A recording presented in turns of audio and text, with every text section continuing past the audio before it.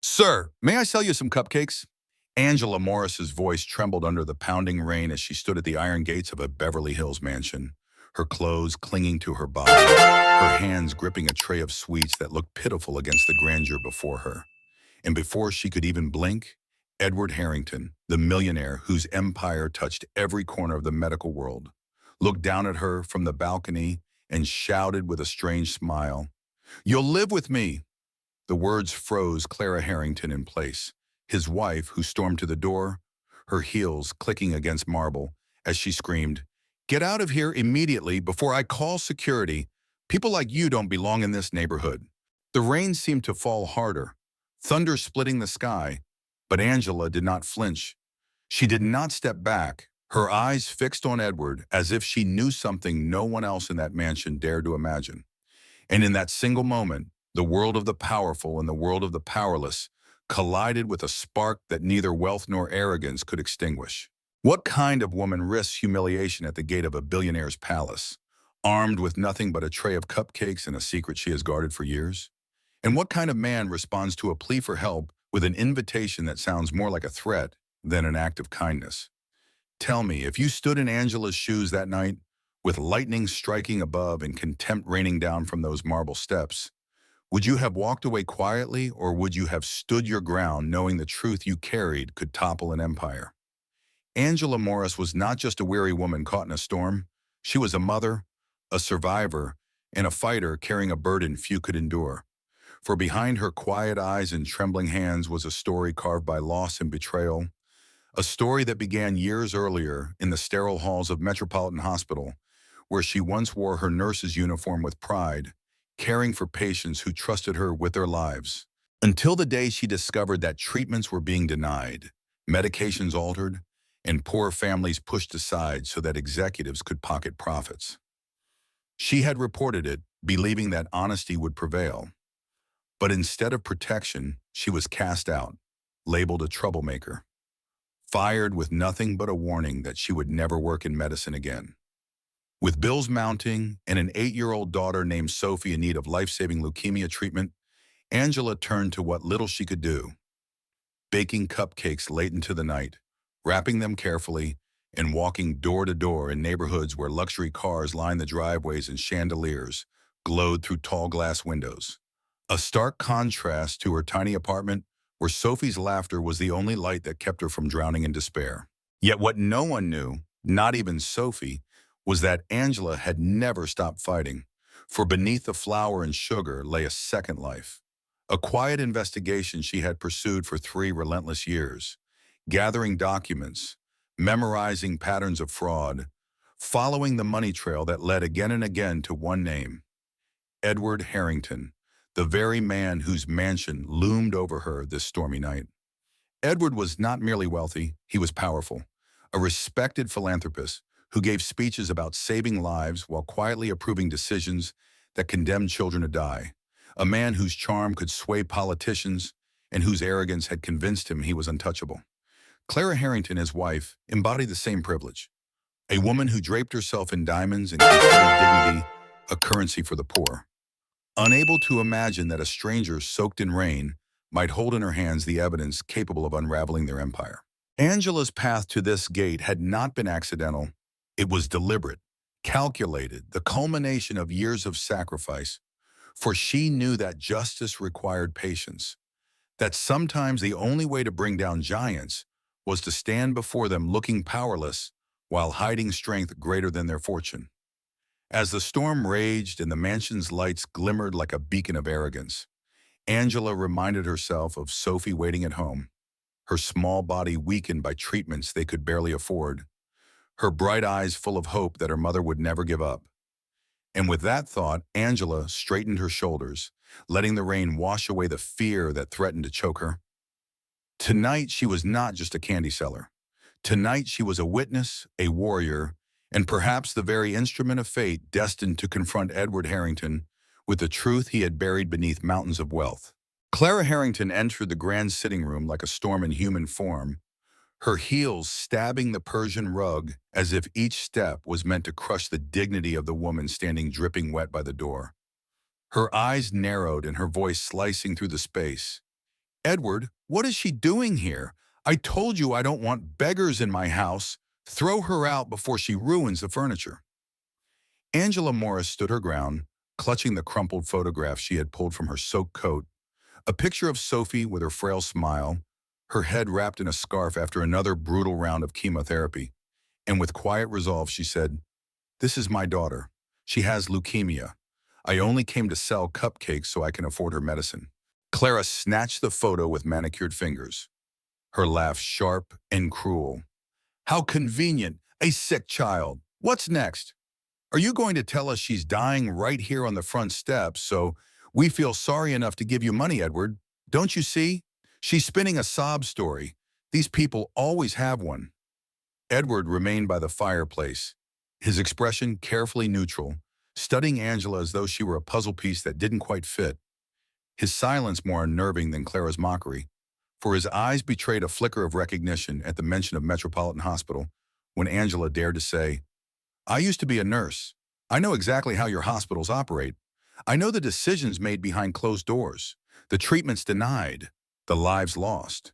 Clara rolled her eyes with dramatic flair. "Oh, please, a nurse fired, I'm sure. And now here you are peddling sweets in the rain. If you were any good, you'd still have a job. But no, incompetence always dresses itself up as noble sacrifice." Angela's heart pounded, but her face remained calm. She had prepared for this, had endured sneers far worse than Clara's. Yet the sting of injustice always burned the same, because she knew Sophie's life was the proof that their cruelty had consequences, measured not in dollars, but in days a child could live. Edward finally spoke, his tone even, almost too soft. "What irregularities did you say you reported, Miss Morris?" And the room seemed to shift, Clara's smirk faltering for just a second, as she realized her husband was paying more attention than she wanted him to. Angela met his gaze without fear, overcharging procedures, denying treatments, manipulating insurance, and I reported every detail to the board, the health department, the prosecutor's office. For 3 years, I sent reports while your empire grew fat on the bodies of children. Clara's face reddened, her voice climbing into a shriek. "This is absurd, Edward. Don't listen to her fantasies. She's just another bitter woman trying to drag us down." But Edward's eyes lingered, his hand tightening around the armrest, betraying the tension he tried to mask. And Angela knew in that instant she had struck a nerve, that beneath the calm exterior of the billionaire was the unmistakable fear of a man confronted with the truth. The air between them thickened, Clara pacing like a predator, mocking its prey, Edward calculating silently, and Angela standing unyielding in her soaked dress, every heartbeat drawing her closer to the moment when masks would fall and the real battle would begin. Edward Harrington leaned back into the leather chair, his face composed, yet his fingers drumming a restless rhythm against the armrests. And Angela Morris could sense the calculations racing in his mind, the subtle twitch of his jawline, betraying that her words had landed deeper than he wished to admit. But before he could regain control, Angela slid a sealed plastic envelope from her pocket, placing it delicately on the glass coffee table, its contents visible enough to make Edward's eyes narrow. "Your secretary, Olivia Grant, was very helpful last week. She provided these contracts when I identified myself as a medical auditor. 47 documents with your signature on them," she said calmly, and the color drained from Edward's face as Clara snatched the envelope with disbelief. "What nonsense is this, Edward? Tell me you didn't give this stranger anything. Tell me you aren't foolish enough to let her into our home with her lies." Yet Edward's silence spoke louder than any denial. Angela pressed on, her voice steady like the hand of someone who had rehearsed this confrontation for years. "These documents prove what I already suspected: overbilling, treatment denials, manipulation of death records, and they all connect back to you, every falsified chart, every unnecessary death." Clara's voice cracked with forced laughter. "She's bluffing, Edward. Everyone knows nurses exaggerate. She probably forged these herself. Don't give her the satisfaction." But Edward's breathing had grown heavier, his polished composure beginning to fracture as Angela leaned closer, lowering her voice to a whisper that sliced like a blade. "The federal investigation has already started, Mr. Harrington. You can't buy silence forever. At that, Edward's mask slipped, his voice rising with the sharpness of a cornered animal. What do you want? Money, is that it? How much will it take for you to walk away tonight? And Angela allowed herself the faintest smile, because his first instinct confirmed everything she already knew about his character. Clara gasped, horrified that her husband had uttered the word money to a supposed beggar. But Edward ignored her, his eyes fixed on Angela as though his entire empire rested on her answer. Yet Angela only tilted her head and replied softly, "It's not money I want, it's justice. And tonight, justice is already on its way." As if on cue, Angela's phone buzzed in her pocket. She answered casually, "Yes, Daniel, I'm here. 20 minutes, perfect timing," then hung up without another word, leaving Clara pale and Edward's fists clenched so tightly his knuckles turned white. The room was silent for a long moment, except for the storm raging outside. Then Clara erupted, her voice shrill with panic. "Edward, call security. Call the police. Do something. She's setting us up." But Edward did not move, his mind racing through possibilities, realizing too late that Angela had outmaneuvered him from the start. She had come not as a beggar, but as a hunter, and his mansion had become her trap. Every word he spoke, every attempt at bribery, all carefully recorded in ways he hadn't yet imagined. Angela straightened her back, dripping rainwater onto the priceless rug, and said firmly, "For 3 years I played the part of the victim, selling cupcakes, enduring humiliation, while I collected every thread of your crimes. And tonight those threads are about to strangle the empire you built on suffering." Edward rose suddenly, towering over her, his voice low. "You think you're clever, but you don't know who you're dealing with. I have power. I have allies who can make you disappear." And Angela stared right back at him, unwavering. "Then you should have thought of that before you denied chemotherapy to dying children." Clara, her face drained of arrogance, whispered hoarsely, "Edward, tell me this isn't true." But Edward could not answer, because outside the storm was no longer the only force gathering. Black vehicles were already approaching the gates, their headlights cutting through the rain, and Angela knew the final act was about to begin. Tell me, if you were Angela, would you have had the patience to wait 3 years, smiling through humiliation, just to deliver justice at the exact moment your enemy believed you powerless? Or would you have broken long before, letting anger destroy the plan you so carefully built? The storm outside seemed to move into the mansion itself as Edward Harrington's mask of control finally cracked, his voice trembling not with fear, but with fury as he barked, "You have no idea what you've walked into. These papers mean nothing. You can't touch me." Angela Morris stood firm, rain still dripping from her hair, her hand resting on the envelope that contained more than just papers. It contained the final blow to a man who thought wealth was armor. And with deliberate calm, she spread photographs across the table. 17 smiling children whose eyes would never open again. "Do you recognize them, Mr. Harrington? All denied treatment by your hospitals, all dead within months, and their parents never knew the truth." Clara gasped, covering her mouth with a shaking hand, the diamonds on her fingers suddenly grotesque against the innocence of those faces. "Edward, tell me this isn't true," she whispered. But Edward only snarled. "Medical boards make decisions, not me. Sometimes sacrifices have to be made to keep a system running." And Angela's voice cut in sharp as lightning. "Sacrifices measured in the children's graves." Edward turned to her with desperation rising. "You want money? Fine. I'll double whatever you imagined. Name your price. I can fix your daughter's treatment. She'll have the best doctors, the best facilities, all at my expense." Angela let out a bitter laugh that echoed through the marble hall. "My daughter will live not because of your bribe, but because of your downfall. Every word you've said tonight has been recorded." Edward's face drained as he realized the weight of those words, his eyes darting toward the envelope, toward her phone, toward any hope of escape. But then the unmistakable sound of tires crunching against gravel filled the silence. Black vehicles pulling up outside, their headlights piercing through the rain like judgment itself. Clara staggered backward, her voice breaking. "Edward, who's coming? What is this?" And Angela answered with a calmness that chilled the air. "Justice, Mrs. Harrington. Justice is at your door." Edward lunged forward, grabbing Angela's arm with surprising strength, his voice a hoarse whisper. I can make this disappear. I can ruin you if you go through with this. Think of your daughter. Think of what you'll lose. But Angela pulled free, her eyes burning with a determination forged over 3 years of humiliation. I've already lost everything you could take from me. All that's left now is truth. The doorbell rang, a deep, resonant chime that rolled through the mansion like a death knell, and Clara began to sob, realizing the empire she had lived off was about to crumble before her eyes.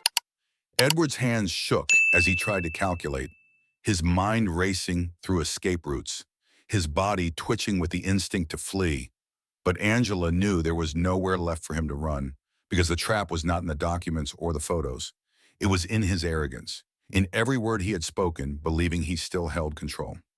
As footsteps approached the door and shadows moved across the windows, Edward whispered one final plea. Please, we can settle this quietly. No one has to know. But Angela, her voice steady as stone, replied, the whole world deserves to know. And in that instant, the mansion, once a fortress of untouchable power, became nothing more than a gilded cage, about to be stormed by the truth it had tried so desperately to bury. And the only question that remained was how far Edward Harrington would fall once the door opened. The front doors of the Harrington mansion opened with a heavy groan as Daniel Brooks stepped inside, flanked by 3 federal agents in dark suits carrying sealed briefcases, his presence steady and commanding, his badge flashing under the chandelier's glow, and his voice cutting through the charged silence.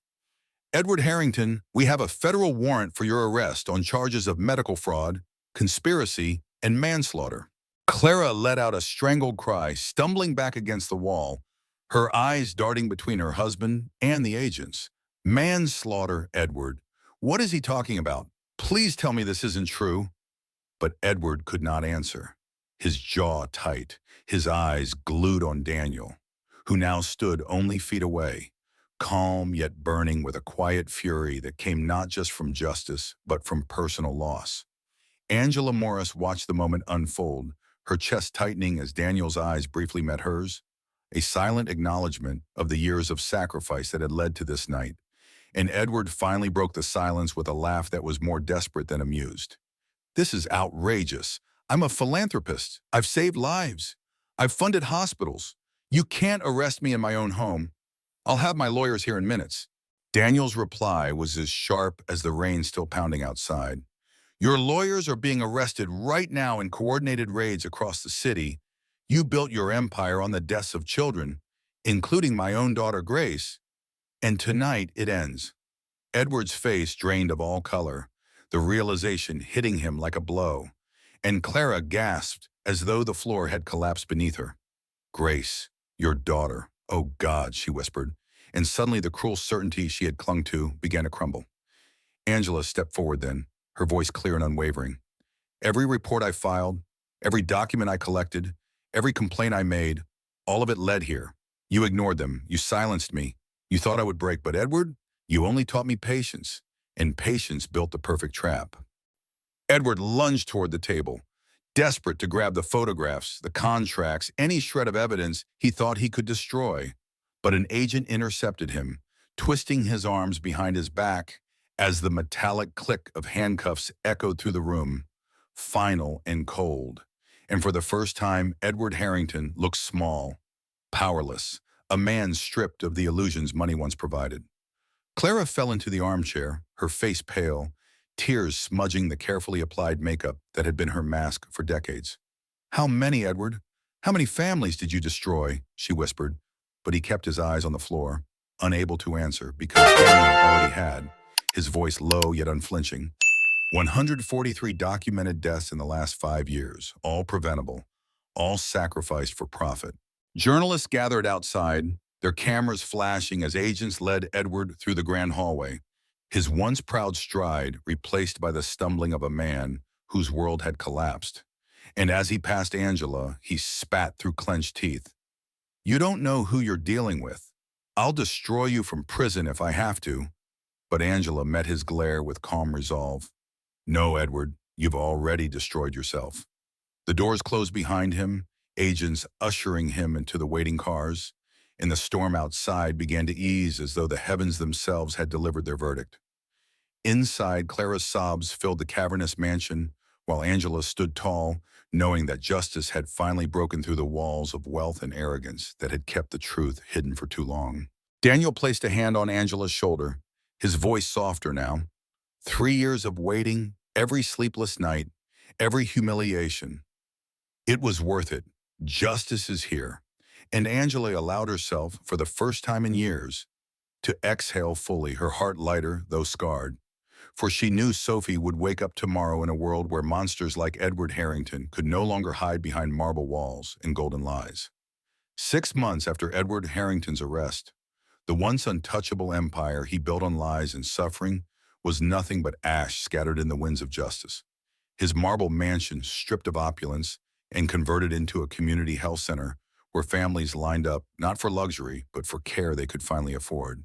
And Angela Morris walked through its halls with Sophie's small hand in hers, marveling at the irony that the very place where she had once been humiliated now echoed with children's laughter and hope.